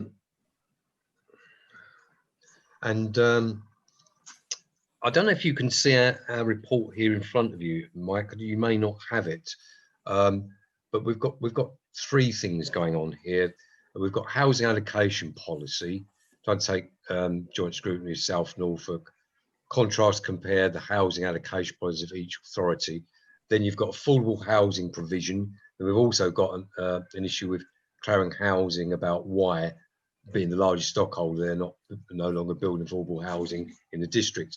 So just separating those out, has the working group and the consultant been focused on housing allocation policy only? Yeah, so sorry, Chair, I was updating on that first. I can see it in front of me, just that first line. So it's very much focused on housing allocations. I can come on to the other 2 in a minute. Yeah, so it's just on that review. Does the review touch into the other 2, or? So there's a clear linkage, obviously, with affordable housing. The one thing that so with the 2 systems in South Norfolk and Broadland, at the moment there's a slight disparity about the number of homes being built. So certainly, as part of that kind of wider future and choice, we need to make sure that we're influencing how much affordable housing is out there. And so although you can make the project so big that it becomes too broad and then doesn't achieve anything. So what we're looking to look specifically allocation policy, but then influence on how much affordable housing is being delivered.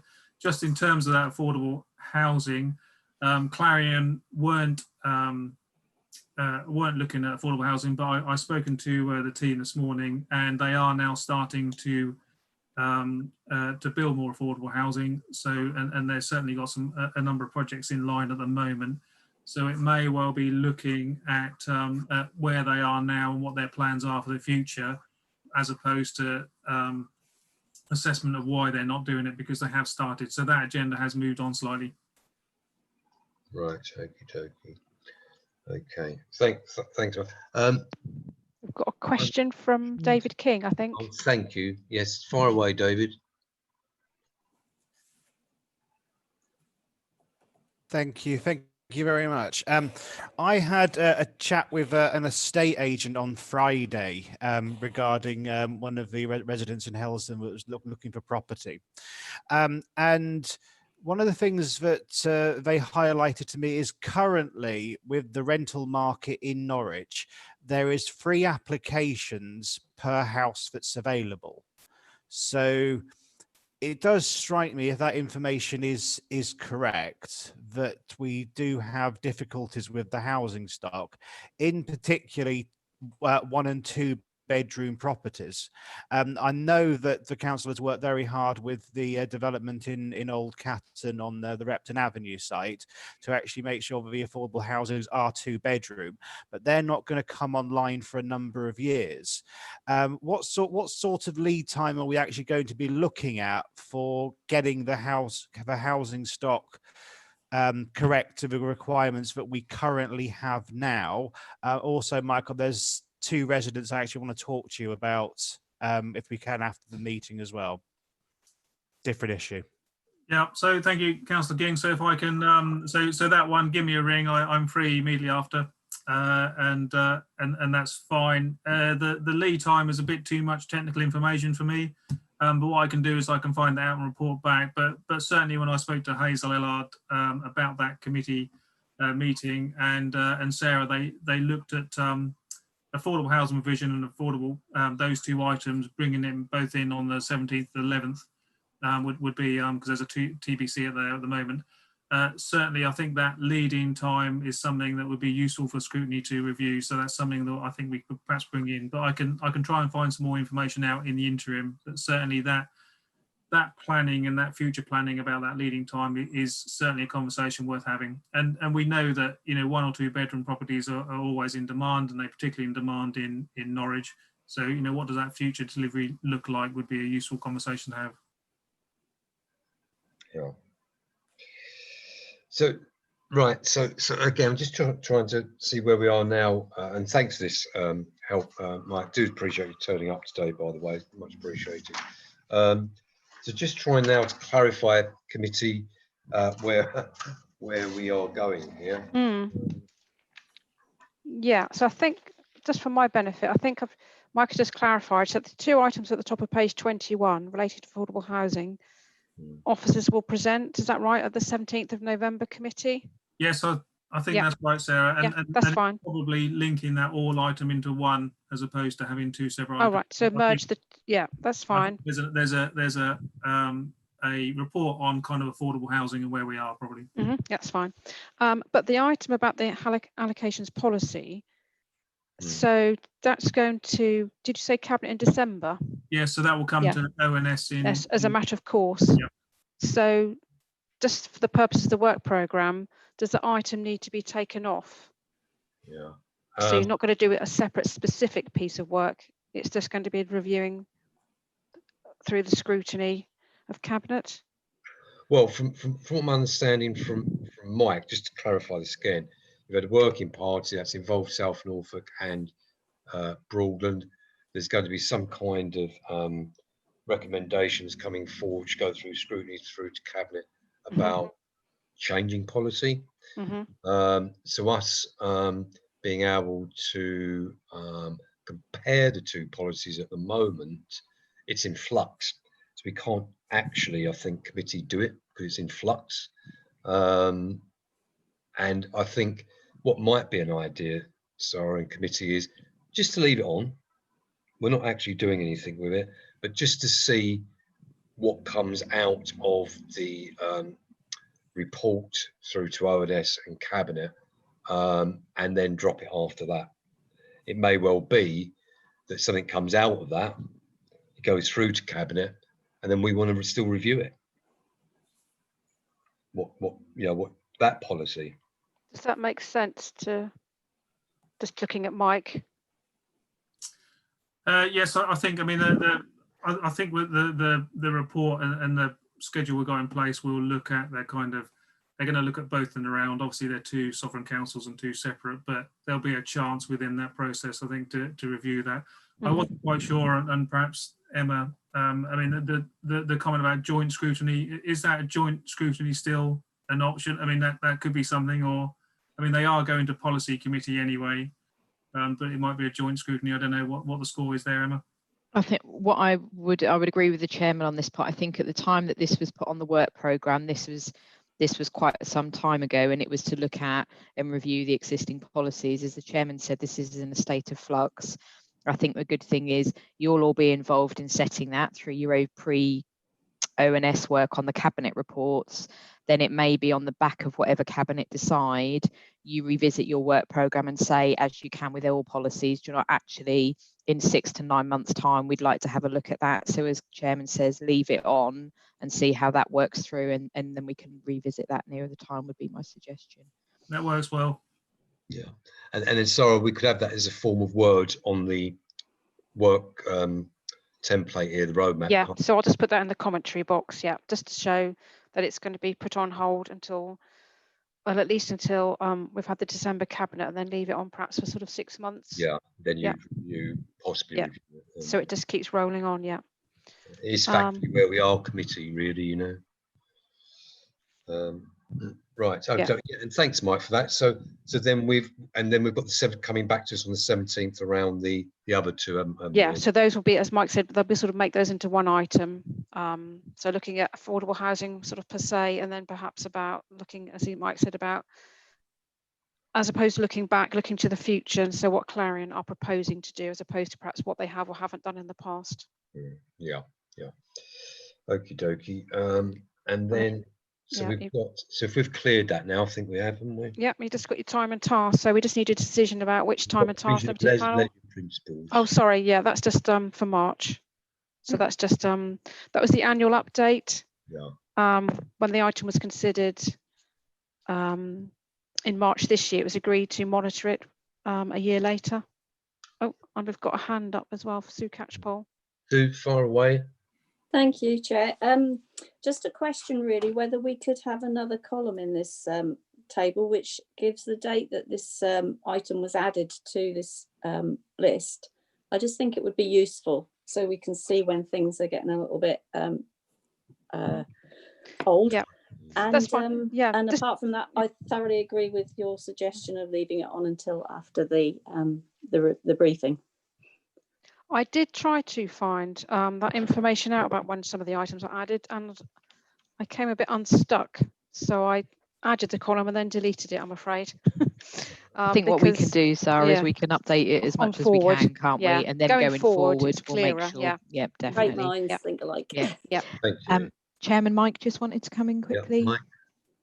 Chairman, we are reviewing community leisure in its entirety, actually, so it may well be that's going to cabinet, Broadland cabinet, on the 16th of March, I understand. So let me just double check. Yes, it is 16th of March.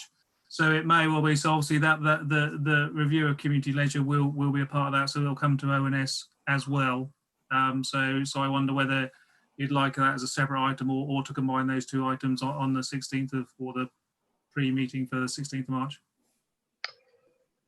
Could I just ask this, because what we've actually, I'll just clarify what we've got here. So we've got receive an update to monitor progress with the initiatives to improve the health and well-being of residents in Broadland, including costs of projects. With what you're speaking about, Mike, is that specifically around this point we're making here? You know, this thing we want to look at. Very, very much so, Chairman. So, I mean, at the moment, we're doing lots of good things. You know, we've had a contract with Broadly Active for some time. You know, things work well, but there's a cost to this, and I think it's probably one of those services that does a lot of good, but has never really kind of refreshed itself and thought, actually, you know, what are we doing here? Why are we doing it? How much does it cost? What are the benefits of it? So that's very much where I want to steer that community wellbeing report. So I think it would entirely capture what you're trying to say. So what have we done in the past? Has it worked well? How much does it cost? And then where do we want to be in the future? Okay. So that's going to Cabinet on the 16th of March. Yes. And that'll be going through ONS because it's a recommendation of Cabinet. Yeah. So that will come in, yeah, the normal route. That would be the 9th of March for us, I think, Emma, wouldn't it? ONS. Yes, Chairman. Sorry, I'm putting my thumb up and I forget you can't see me. Yes, you're correct. Yes. 9th of March. Okay.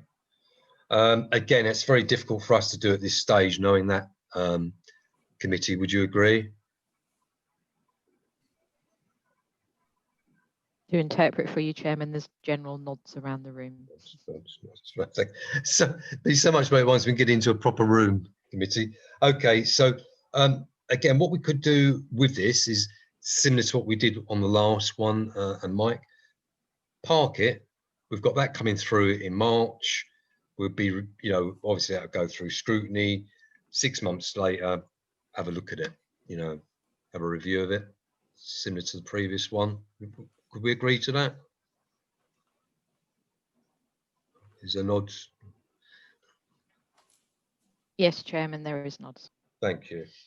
Right, so now finally, Sarah and Emma and James, we get on to the apprentice time and task, and also the previous one which we've just now agreed to, sorry, earlier on, in terms of staff turnover. Who's going to say something, Sarah?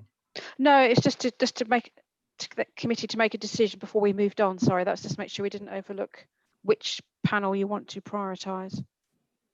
Yeah, I mean, my own view is that where we are with this, we know that the government's bringing in more schemes in terms of the COVID around apprenticeships.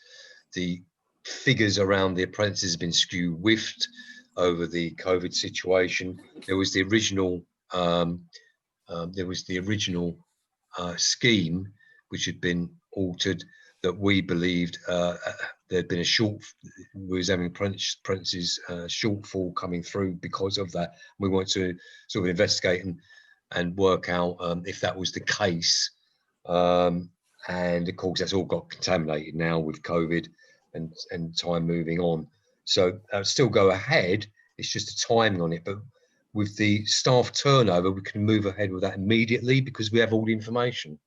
You know, it's all within our department, it's all within Broadland, and we have all that information right now. So if the committee agree, we could pursue that one first, and then hopefully by the time we finish that, we'd be in a much better position then to continue with the apprentice time and task. How does the committee feel?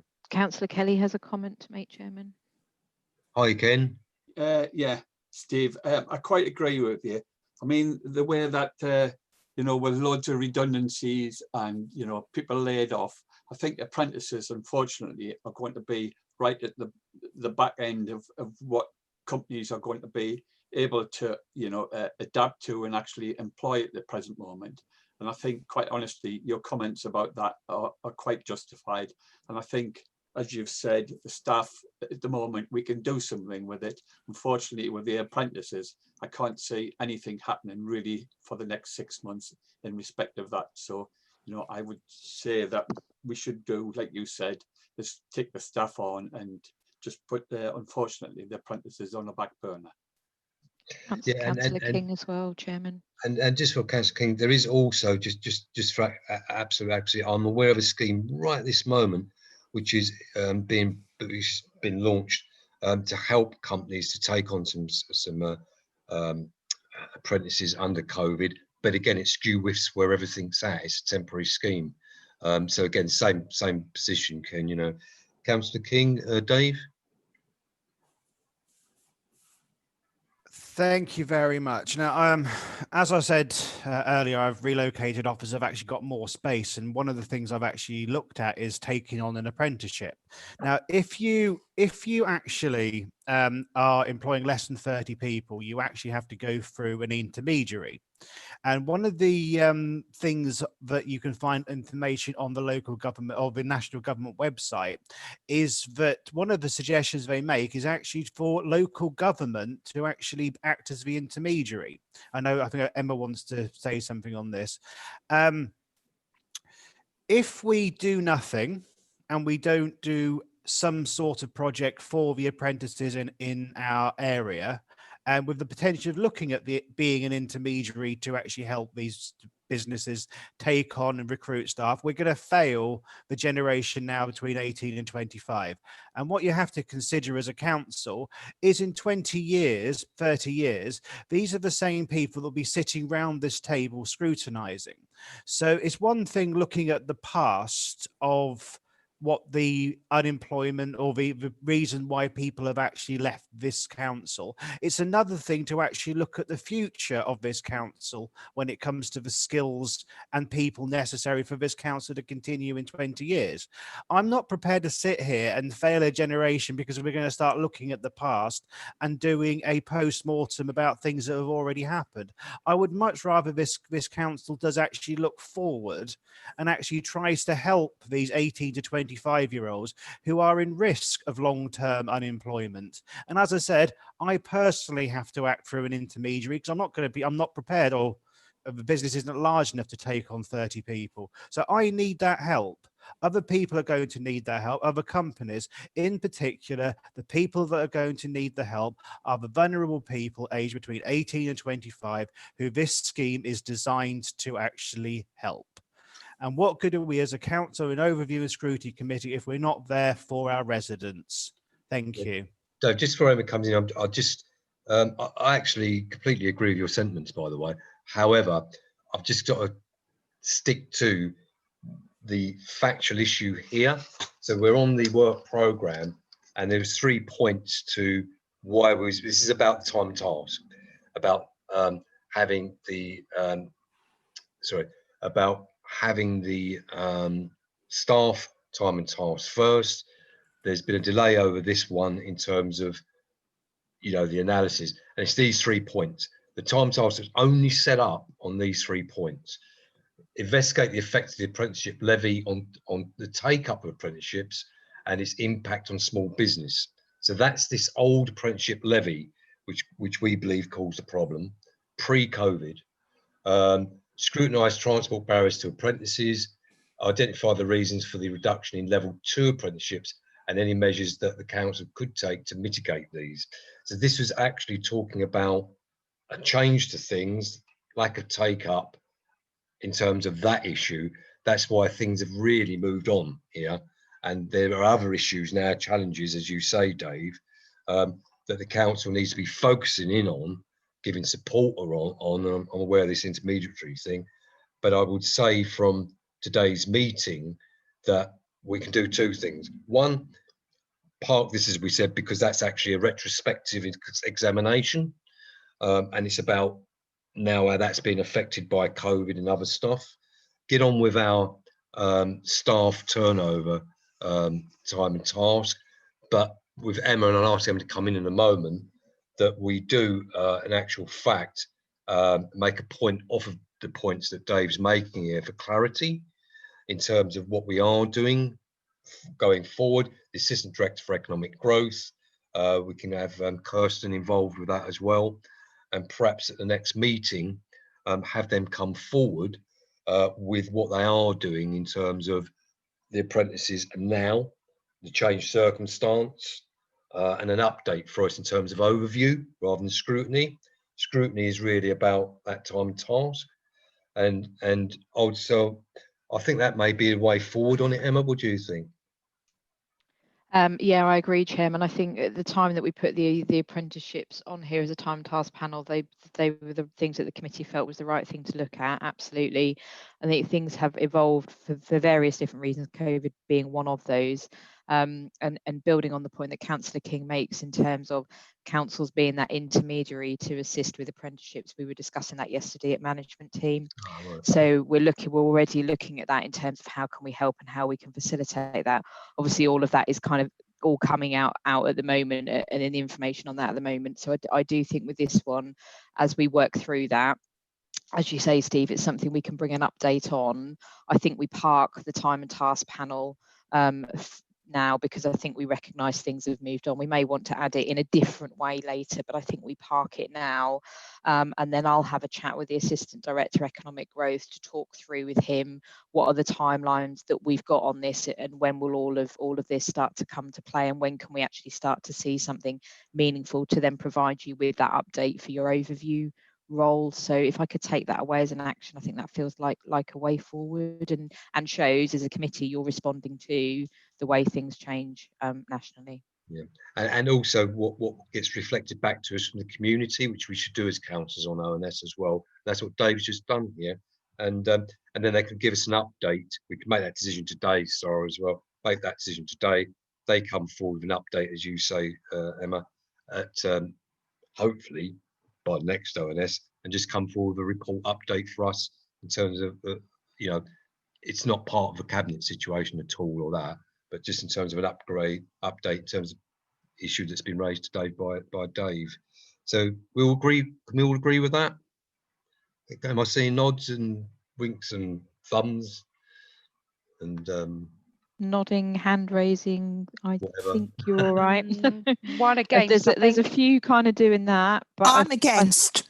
I'm against. Sue's against that. So can I just confirm, Sue, what are you against? Is it because we've got two conversations going on here almost, haven't we? We've got one in terms of which time and task panel do we progress, and then we've also got what do we do about apprenticeships.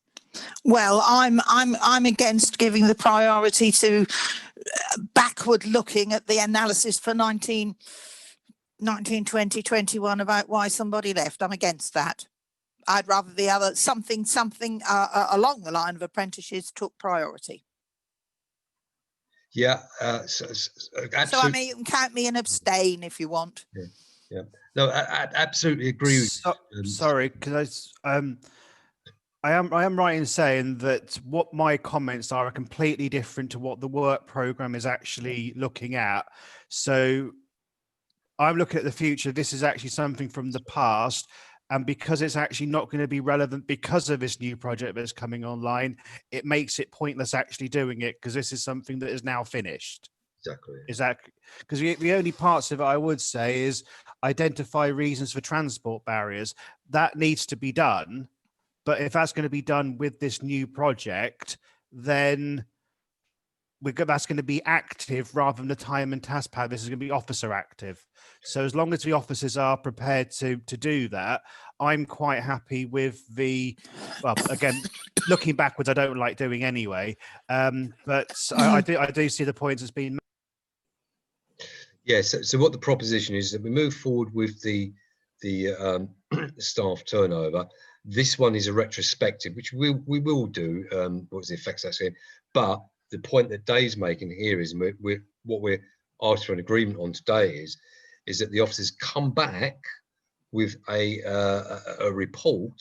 And Emma said that the management team was looking at this yesterday as well, in terms of, you know, being the intermediary, etc., and what is actually physically going on now to support this situation with the apprenticeships, and that comes back to hopefully the next ONS committee with a presentation from Kirsten or the assistant director or whoever, and then we can pick those points up. So it was in that very positive way, and the way I know, Sue, you meant that in a positive way as well, which actually suffices around the points that have been made.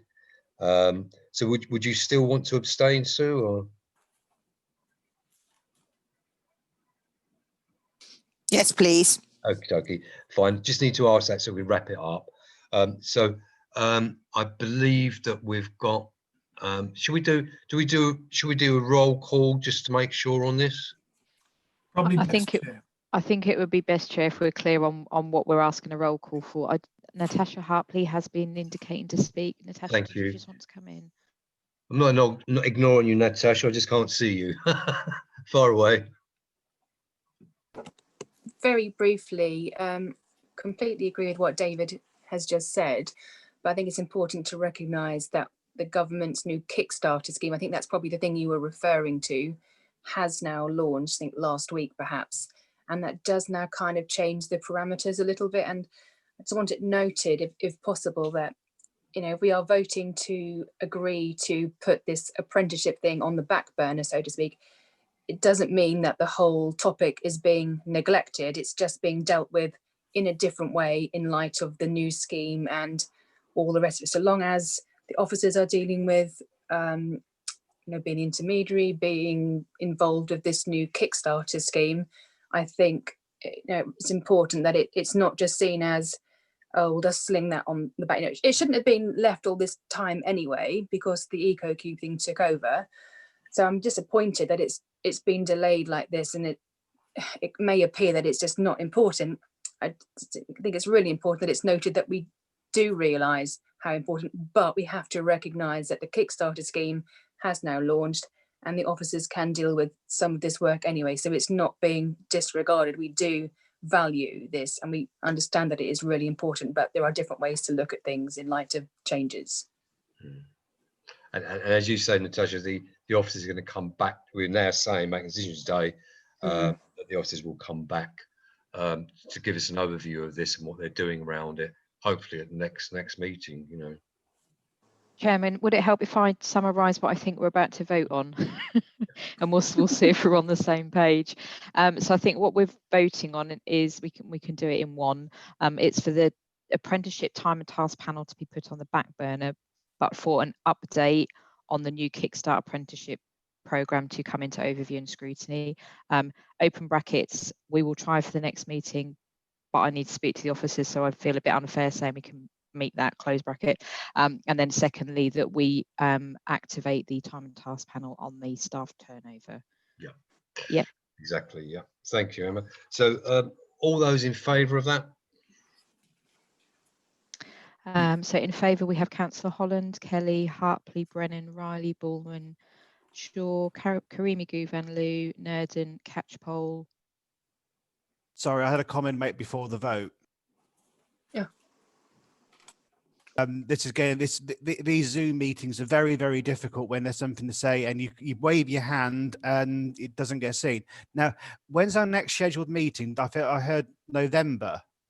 That's Yeah, that's for next overview and scrutiny. It was not a pre-cabinet one. That's right. Yeah. When it comes to the apprenticeship scheme, my understanding is that the final dates about actually taking place, or people being placed in that, is actually going to be December. This is something that we as a council, if we do decide to go down that route, have to move very, very quickly on. So delay doesn't work when we've got people vulnerable that need to have our support. So I think, just to clarify, Councillor King, what I'm saying is it's not my area, and it's not fair to me to commit a report if I'm not the report author. But we will work within the timelines, and we're not looking to delay on this at all. Okay, very well, thank you. Okie dokie. So I made it 9. I just needed to confirm if Councillor King was in favour of that or against what we were just proposing. I'm in favour of doing the the plan of doing the, what do you call it, the staffing part, but we also have to make sure that the objectives of the apprenticeship scheme is moved into the current view, in particular the transport issue. So I'm quite happy with that process. Okay, yeah, noted. Thank you. And then I believe Councillor Pruiton is abstaining on the vote. Is that correct? Yes, okay. Correct. So that's carried, Chairman. Got that recorded, James? Yes. I have. Yes. Thank you. Okay. I think that concludes the work programme. And the last item would be, yes, I need to move. I think I know it's the top of my head by now. So I'm going to move item 10, exclusion of press and public. Which, yes, Chairman will move that the press and public be excluded. Excuse me, just before you do that, Steve, there's page 22, the preparing to meet with Cabinet to discuss budget performance. Now that did relate to last year, I believe. On page 22, it's over the page from where we got to with the apprenticeship. Oh no, this is scheduled, yeah. But I would like to raise that does get included in this year's programme too. Oh no, It is this year's. Yeah, this Great. is this year's. Yeah. That is this Okay, year. it's just that when it's greyed out, that means it's completed. And Oh, that is there looks like shading? Oh, that looks yeah. like it's greyed out. Okay. In actual fact, Noted. Sue, I've got a meeting with Rodney after this meeting because, as you know, we had issues last year. Yeah. And we touched on this with Emma and Sarah yesterday when I had another meeting. So I've got a meeting with Rodney pretty soon after this to flush out the arrangements for October. So we do need that supported pre-budget in October, otherwise he'll miss the boat on that. So I can assure you I'm on that case. Thank you. So I'll move now to, thank you for just, what the hell? Yeah, I'll move to the exclusion again. Right. Yes, I move that the press and public be excluded from the meeting for the remaining items of business, because otherwise the information, which is exempt information by virtue of paragraph 3 of part 1 of schedule 2, 12A of the Local Government Act 1972, as amended by the Local Government Access to Information Variation Order 2006, would be disclosed to them. So move.